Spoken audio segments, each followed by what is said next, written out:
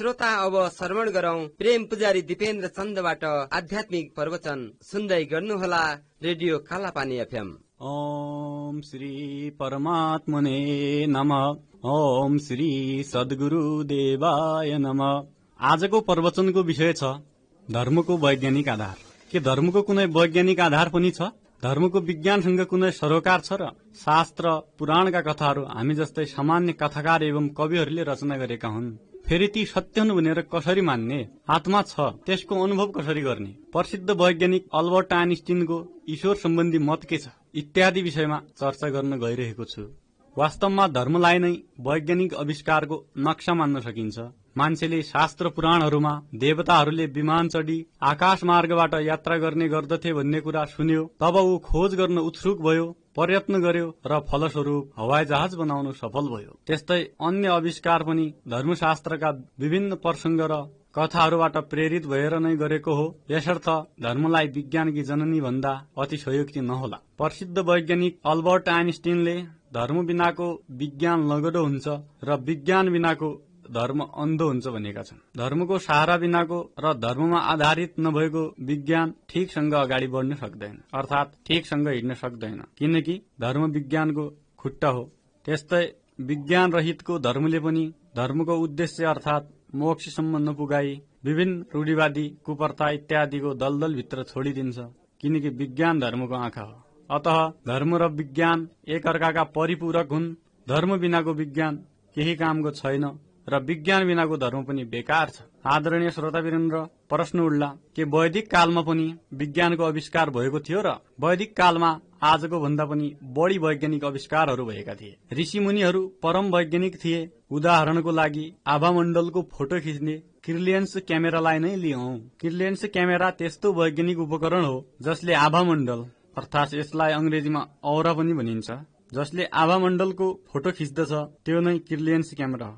प्रश्न उठ्छ के हो त आभामण्डल? वाट इज औरा? हामीले भगवानको फोटो देखेकै छौं। त्यहाँ भगवानको टाउको वरिपरि गोलाकार घेरा बनाइएको हुन्छ। त्यसबाट तेज अर्थात प्रकाश निस्किरहेको जस्तो चित्र बनाइएको हामी देख्न सक्छौं। टाउको वरिपरि खिचिएको त्यो गोलाकार घेरा छ जुन सूर्य झैं त्यो घेराबाट किरण निस्किरहेको जस्तो देखिन्छ, त्यही आभामण्डलको चित्र हो। त्यो घेरा व्यर्थै बनाइएको होइन। सबै मान्छेहरूमा त्यस्तै प्रकारको आभामण्डल हुन्छ।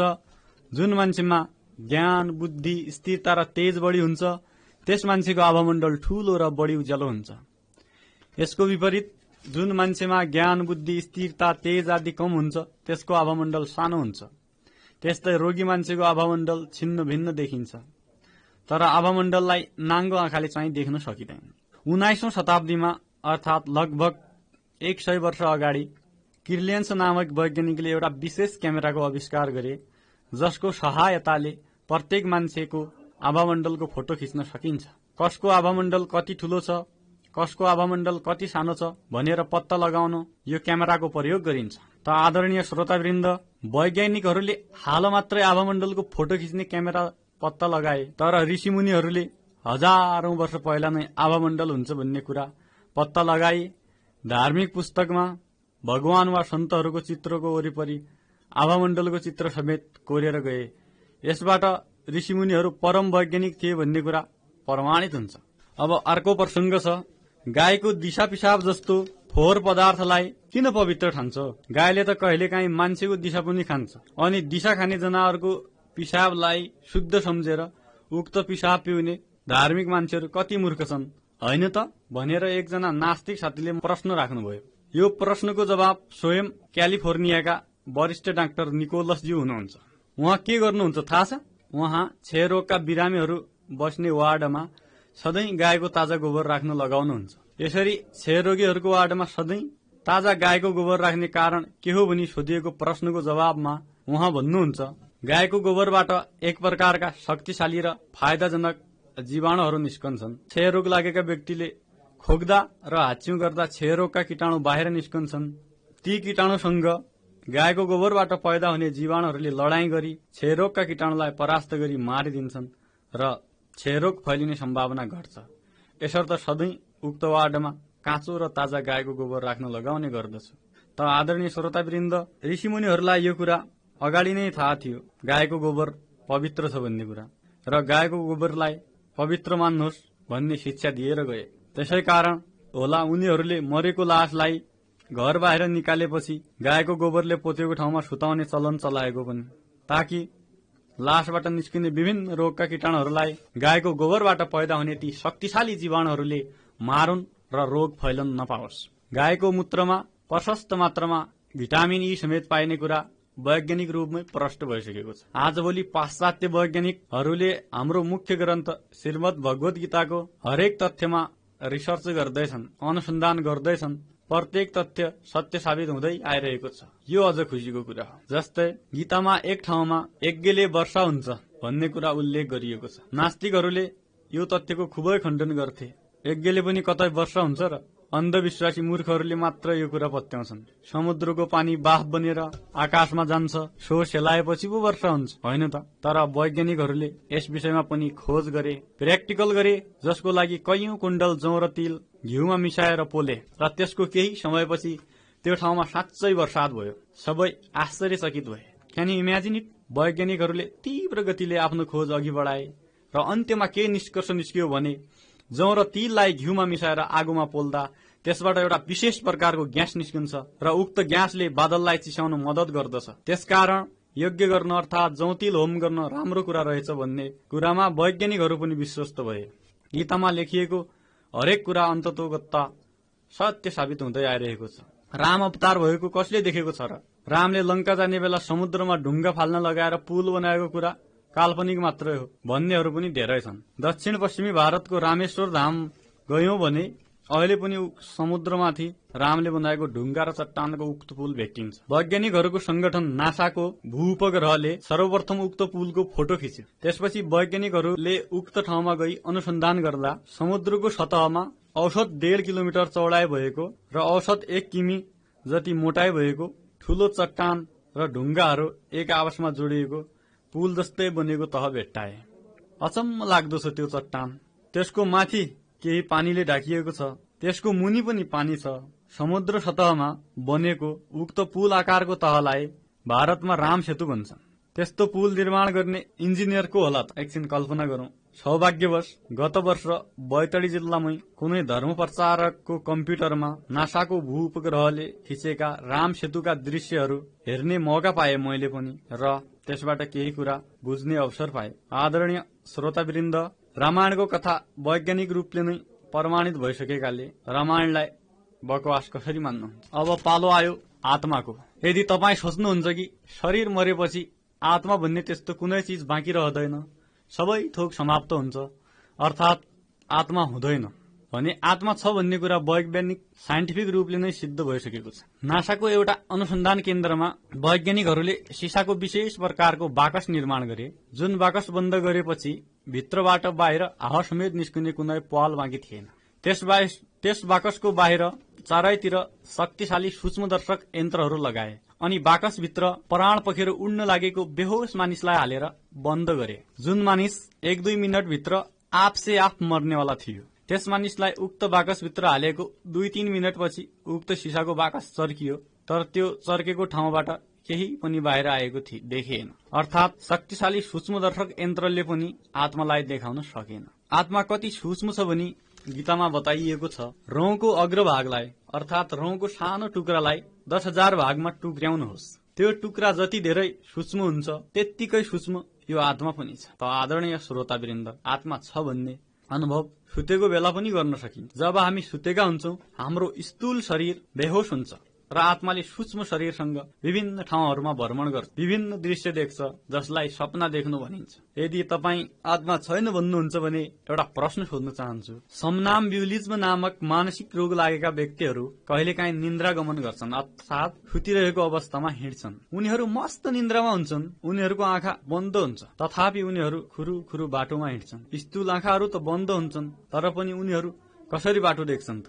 उनीहरूलाई त्यस बेला अर्थात आँखा बन्द भएको बेला पनि बाटो देखाउने आत्मा होइन भने अरू के हो त? गत वर्ष भारतीय समाचार च्यानल आज तकले एउटा आश्चर्यजनक समाचार भन्दै थियो। समाचारको अनुसार न्यूयोर्कको एउटा अस्पतालमा वार्डमा भर्ना भएको बिरामी मरेछ। त्यसपछि उसलाई पोस्टमार्टम गरी लास आफन्तलाई बुझाइयो। आफन्तलाई बुझाइसकेपछि उक्त लास अस्पतालकै प्राङ्गणमा छँदा फेरि जीवित भयो रे। यो घटनाले संसार छक्क पर्यो। पत्रकारहरूको भीड़ लाग्यो त्यो अस्पतालमा। पत्रकारहरूले त्यस पुनर्जीवित भएको मान्छेलाई सोद्धा उसले जवाफ दियो, डरलाग्दा र विचित्र मान्छेहरूले मलाई बाँधेर कुनै अपरिचित ठाउँमा लगे अनि त्यहाँ शोभायमान कुर्सीमा बसेका आफ्ना राजा समक्ष मलाई पेश गरे। अनि ती राजाले त्यहाँ पुर्याउने मान्छेहरूलाई झपार्दै किन अर्को मान्छेलाई उठाएर ल्यायो? यसको अझै मिति पुगेको छैन। जहाँ यो सुतेको थियो त्यसै छेउमा जुन अर्को रोगी थियो त्यसलाई पो ल्याउन पठाएको हो। अर्कै मान्छेलाई ल्याउने गल्ती किन गर्यो भनी ती राजाले मलाई लैजाने दूतहरूलाई गाली गरे अनि तिनीहरूले मलाई छोडिदिए। म अहिले यहाँ पुगे। यो सपना हो कि विपना म केही बुझ्नै सकिरहेको छैन। कृपया अब मलाई केही नसोध्नुहोस्, उसले जवाफ दियो। त आदरणीय श्रोतावृन्द, बाहिर जसै त्यो लास पुनर्जीवित भयो, सोही समयमा अस्पतालको वार्डभित्र उसको छेउमा सुत्ने अर्को बिमारी थियो जुन त्यो मर्यो। यो घटनाबाट हामी प्रष्टैसँग बुझ्न सक्छौं कि यमदूतहरूको गल्तीले ऊ यमलोक पुगेको होला।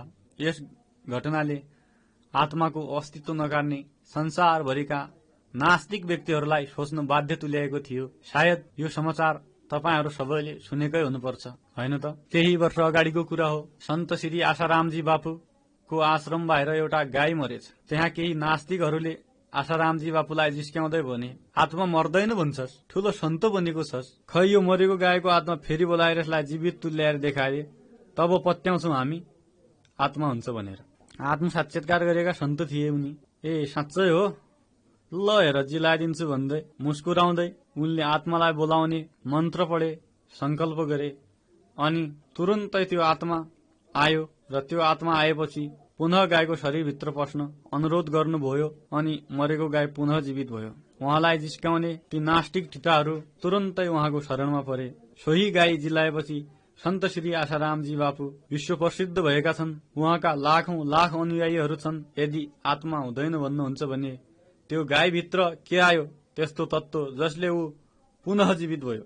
जब जब मान्छेहरू आत्माको अस्तित्व नकार्दै जान्छन्, ईश्वरबाट विमुख हुँदै जान्छन्, तब तब भगवान साधु सन्तको अवतार लिएर आउँछन् र यस्तै यस्तै चमत्कारपूर्ण कार्यहरू गरेर देखाउँछन् ताकि हाम्रो कुण्ठित भएको मन ईश्वर र आत्माको खोजी गर्नतिर लागोस्। प्रसंग बदलौं। भगवत गीता कृष्णले युद्ध स्थलमा सुनाए तर वेदव्यासले लेखे। यसर्थ गीता चाहिँ वेदव्यासको काल्पनिक साहित्य हो। कृष्णको वाणी कसरी हो? वेदव्यासले भिडियो क्यामेरा लिएर कृष्णले गीता सुनाउने बेला कुरुक्षेत्रमा सुटिङ गरेका त थिएनन् अनि कृष्णको वाणी जस्ताको त्यस्तै कसरी लेख्न सफल भयो त भन्ने शंका उपस्थित हुन्छ र त्यसको समाधान छ। ऋषिमुनिहरू परम वैज्ञानिक थिए। त्यति बेला उनीहरूसँग कम्प्युटर, भिडियो क्यामेरा इत्यादि भन्दा पनि हजारौं गुणा बढी विकसित वैज्ञानिक उपकरणहरू थिए।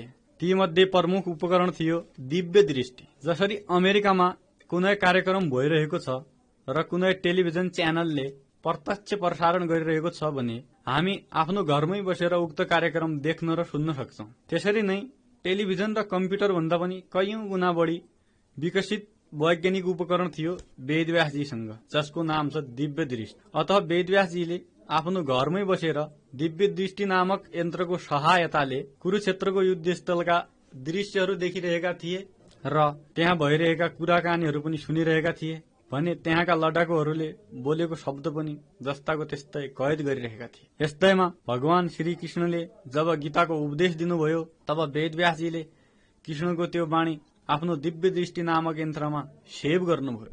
जसरी हामी कम्प्युटरमा सेभ गर्छौं त्यसरी नै। पछि त्यही दिव्य दृष्टि नामक कम्प्युटर खोलेर कृष्णको वाणी जस्ताको त्यस्तै लेखेर पुस्तकको रूप दिनुभयो। त्यही पुस्तक हो भगवत गीता। र वैदिक कालमा आजको भन्दा कैयौं विकसित वैज्ञानिक उपकरणहरूको विकास भइसकेको थियो। जस्तो आजभोलि मिजाइलहरू छन् विभिन्न। वैदिक कालमा पनि मिजाइलहरूको आविष्कार भइसकेको थियो। त्यति बेला मिजाइलहरूलाई शस्त्र अस्त्र भनिन्थ्यो। अब अर्को कुरा, वेदव्यासजी परम त्यागी सन्यासी थिए। साक्षात भगवानका अवतार थिए। उनले धर्मको नाममा कुनै स्वार्थ सिद्धि हुने काम गर्नुपर्ने अर्थात आजभोलि धर्मको नाममा धन्दा गर्ने, व्यापार गर्ने तथाकथित धार्मिक मान्छेहरूको जसरी वेदव्यासजीले आफ्नो स्वार्थ सिद्धि हुने भाषा लेख्नै पर्ने र धर्मलाई बेचेर स्वास्नी छोराछोरी पाल्नुपर्ने वा गाडी महल किन्नुपर्ने स्थिति नै थिएन। अतः वेदव्यास जस्ता त्यागी र स्वार्थरहित महापुरुषहरूले लेखेको ग्रन्थमा सन्देह गर्न उचित छैन। अतः साक्षात भगवान वेदव्यासद्वारा पुस्तकाकार दिइएकी अर्थात लेखिएकी गीताजीलाई कोटी कोटी नमस्कार गर्दछौं। जय भगवत गीते। अर्को कुरा, वेदव्यास तपाईँ हामी जस्ता सामान्य लेखक या कथाकार होइनन्। उनले यति धेरै विशाल ग्रन्थहरू लेखेका छन् कि उनले लेखेका 1/4 ग्रन्थहरूको अध्ययन गर्नु पनि हामीलाई 100 वर्षभन्दा बढी समय लाग्छ। अर्थात मान्छेले जीवनभरि जन्मेदेखि लिएर मृत्यु पर्यन्तसम्म रात दिन वेदव्यासका ग्रन्थहरू मात्रै पढ्छ भने पनि जीवनभरिमा उसले वेदव्यासका समस्त ग्रन्थहरूको 25% हिस्सा पनि पढ्न सक्दैन। कल्पना गर्नुहोस् त वेदव्यासलाई ती ग्रन्थहरू लेख्न कति समय लाग्यो होला र उनको आयु कति थियो होला। यसर्थ वेदव्यासजी हामी जस्ता सामान्य मान्छे होइनन्, सामान्य कथाकार होइनन् भन्ने प्रमाणित हुन्छ। अब प्रश्न उठ्छ के वैज्ञानिकहरू पनि ईश्वरको अस्तित्व स्वीकार गर्छन्? अवश्य गर्छन्। वैज्ञानिकहरू त स्वीकार गर्छन्, तर विज्ञानवादीहरू स्वीकार गर्दैनन्। यहाँ विज्ञानवादीहरूमा र वैज्ञानिकहरूमा धरती आकाशको जस्तो विशाल अन्तर छ र यस सम्बन्धमा आगामी प्रवचनहरूमा चर्चा गर्दै गर्नेछौं। एकचोटि कुनै अन्तर्राष्ट्रिय सम्मेलनमा महात्मा गान्धी र प्रसिद्ध वैज्ञानिक अल्बर्ट आइन्स्टाइनको भेट भयो। ईश्वरको अस्तित्व सम्बन्धी आफ्नो दृष्टिकोण राख्दै प्रसिद्ध वैज्ञानिक अल्बर्ट आइन्स्टाइनले गान्धीजीलाई भन्नुभयो, अनन्त आकाशभरि यी ग्रह, नक्षत्र, ताराहरू अनगिन्ती छन्, सबै गतिमा छन्, अविरल रूपले दौडिरहेका छन्, अर्थात आफ्नो कक्षमा घुम्दैछन्, करोडौंको संख्यामा छन्, तथापि एक अर्कासँग नठोकिएर आफ्नो मर्यादामा रहेर इमानदारी साथ आफ्नो बाटो हुँदै कुनै शक्ति केन्द्रको परिक्रमा गर्दैछन्। यिनीहरूलाई आफ्नो बाटोबाट तलमाथि यताउता नजाने गरी सही बाटोमा घुमाइराख्ने अनन्त आकाशमा कुनै न कुनै त्यस्तो अदृश्य शक्ति छ या शक्ति केन्द्र छ जसको व्याख्या गर्ने, जसको अनुसन्धान गर्ने विज्ञानको तागत छैन। यो थियो अल्बर्ट आइन्स्टाइनको वचन। यसमा गान्धीजीले थप्नुभयो, त्यो जुन वर्णनातीत शक्ति छ या शक्तिको पनि शक्ति अर्थात महाशक्ति छ, त्यो जुन वैज्ञानिकहरूको पनि वैज्ञानिक, इन्जिनियरहरूको पनि इन्जिनियर अर्थात परम वैज्ञानिक र परम इन्जिनियरको रूपमा ब्रह्माण्डमा स्थित अदृश्य शक्ति छ, त्यसलाई नै हामी परमात्मा भन्छौं। त आदरणीय श्रोतावृन्द, यो थियो मैले एउटा पत्रिकाबाट साभार गरी वाचन गरेको गान्धीजी र आइन्स्टाइन बीचको वार्तालापको सानो अंश। यसबाट प्रष्ट भइसक्यो होला कि वैज्ञानिकहरू पनि ईश्वरीय शक्तिमा विश्वास गर्दा रहेछन् भन्ने कुरा। अल्बर्ट आइन्स्टाइन सधैँ गीता पढ्ने गर्दथे र उनले गीताको सम्बन्धमा भनेका छन्, Gita is not only the Bible of Hindus but also it's the Bible of all human being. अर्थात गीता केवल हिन्दूहरूको मात्रै बाइबल अर्थात धर्मग्रन्थ नभएर सम्पूर्ण मानव जातिहरूको एउटा पथ प्रदर्शक हो, एउटा गाइड हो, जसले बाँच्ने कला सिकाउँछ। यतिन्जेल प्रस्तुत गरिए धर्म अर्थात ईश्वर र आत्माको अस्तित्व रहेको कुरा पुष्ट गर्ने केही वैज्ञानिक तथ्य तथा घटनाहरू। आशा छ समस्त श्रोतावृन्दमा आत्मा के हो, ईश्वर के हो भन्ने विषयमा खोजी गर्नुपर्छ भन्ने विचार अवश्यमेव उदित भइसक्यो होला। त आदरणीय श्रोतावृन्द, यही रहस्य अर्थात ईश्वर र आत्माको खोजी गर्नु एवं यिनका सम्बन्धमा हरदम जिज्ञासु बनिरहनु नै मानव जीवनको प्रयोजन हो। यही प्रयोजन, यही उद्देश्य पूरा गर्न भगवानले हामीलाई मनुष्य चोला प्रदान गर्नुभएको हो। परम दयालु भगवान की जय। यतिन्जेल मेरो कुरा ध्यानपूर्वक सुनिदिनु भएकोमा समस्त आदरणीय श्रोतावृन्दप्रति आभारी छु। अन्त्यमा सबैका भित्र बसेका परमात्मालाई सप्रेम सादर नमन गर्दै ओ मूर्ख बन्दे क्या है रे जगमे तेरा लगायतका सुमधुर भजनहरू यहाँहरूमा आज छोड्दै आजको धार्मिक कार्यक्रमबाट म प्रेम पुजारी बिदा हुन्छु। हवस् त, हरि ओम तत्सत्।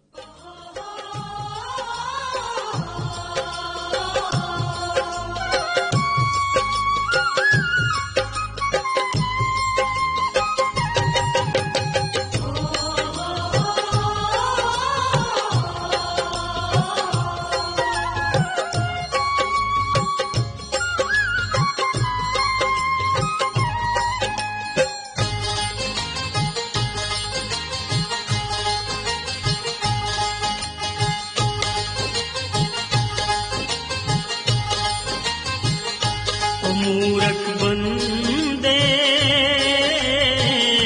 क्या है रे जग में तेरा, ओ मूर्ख बंदे क्या है रे जग में तेरा। ये तो सब झूठा सपना है, ये तो सब झूठा सपना है। कुछ तेरा रहना मेरा मूर्ख बंदे। क्या है रे जग में तेरा ओ मूर्ख बंदे, क्या है रे जग में तेरा।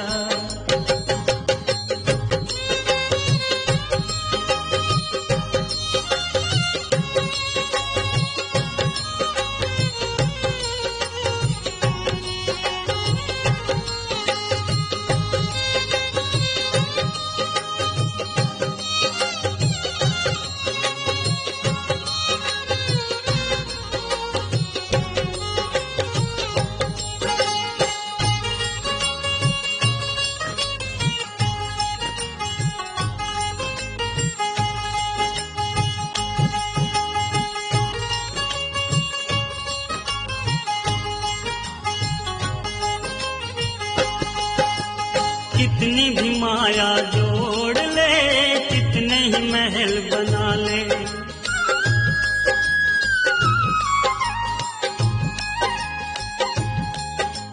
कितनी भी माया जोड़ ले, कितने ही महल बना ले। और तेरे मरने के बाद में सुन तेरे ये घर वाले, और 2 गज कफन उड़ा के तुझको, 2 गज कफन उड़ा के तुझको छीन लेंगे तेरा डेरा रे मूर्ख बंदे। क्या है रे जग में तेरा ओ मूर्ख बंदे, क्या है रे जग में तेरा।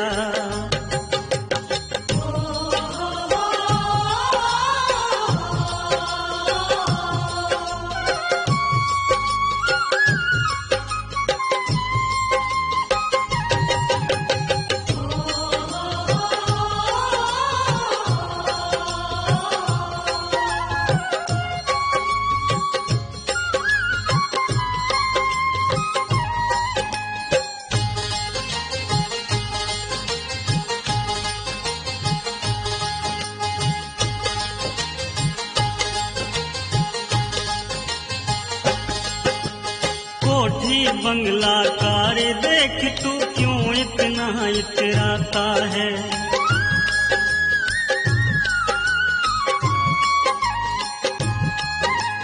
कोठी बंगला कार देख तू क्यों इतना इतराता है। पत्नी और बच्चों के बीच तू फूला नहीं समाता। ये तो 4 दिनों की चांदनी है, ये तो 4 दिनों की चांदनी है, और फिर आएगा अंधेरा रे मूर्ख बंदे। क्या है रे जग में तेरा ओ मूर्ख बंदे, क्या है रे जग में तेरा।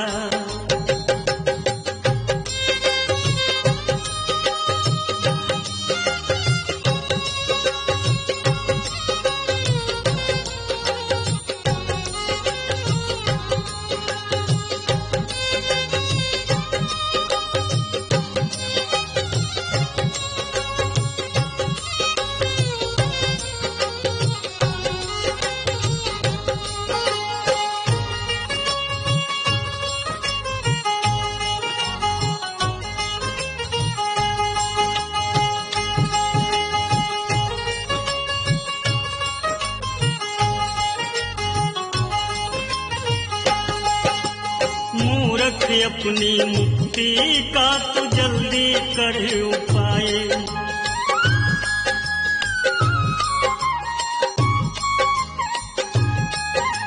मूर्ख अपनी मुक्ति का तू जल्दी कर उपाय। और किस दिन किसी घड़ी जान तेरी बाह पकड़ ले जाए। तेरे साथ में घूम रहा है, तेरे साथ में घूम रहा है, बनकर काल लुटेरा रे मूर्ख बंदे। क्या है रे जग में तेरा ओ मूर्ख बंदे, में तेरा।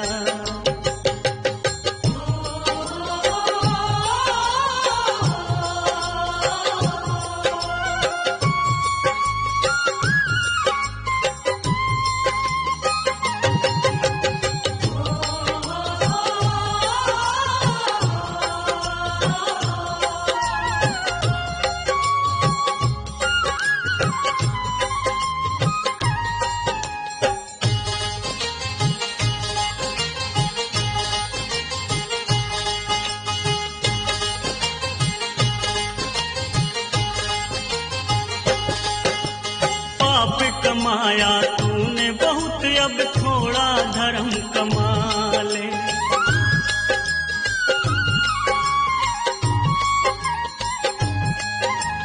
पाप कमाया तूने बहुत, अब थोड़ा धर्म कमा ले। कुछ तो समय आज मेरी